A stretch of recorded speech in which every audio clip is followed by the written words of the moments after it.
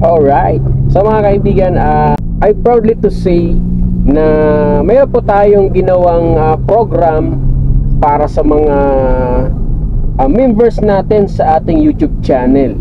Para dun sa mga beginners, sa mga interested matuto sa pag-drive.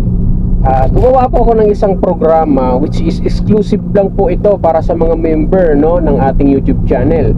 Kaya kung hindi ka pa member, pwede kang mag-join as a member mga kaibigan, para at least meron kang privilege. Actually mga kaibigan, this program para sa mga members ay meron po akong in-offer ng mga privilege, lalong lalo na nga po dun sa gagawin kong mga tutorial.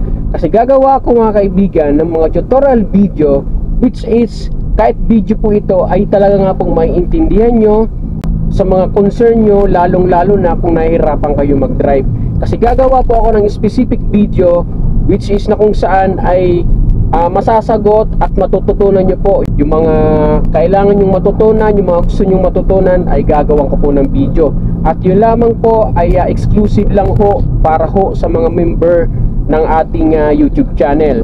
Kaya kung hindi ka pa member mga kaibigan, you can join as a member sa ating YouTube channel. At yun na nga po mga kaibigan, this video ay gagawa po ako ng tutorial which is ito yung natatraffic sa paahon. No, alam nyo naman dito sa Pilipinas, ang kalsada natin ay hindi lang talaga patag. So sometimes may mga sitwasyon ho na natatraffic tayo sa paahon at naka-manual transmission tayo.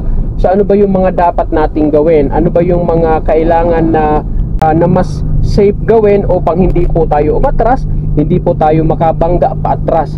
So gagawin ko po yan ngayon ng tutorial video.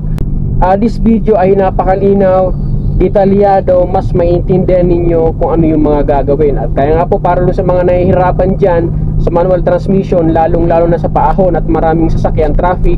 So kung hindi ka pa nakaka-member, mag-member ka na para mapanood mo ng mas maaga ang video na to. So abangan nyo mga kaibigan ang video na to.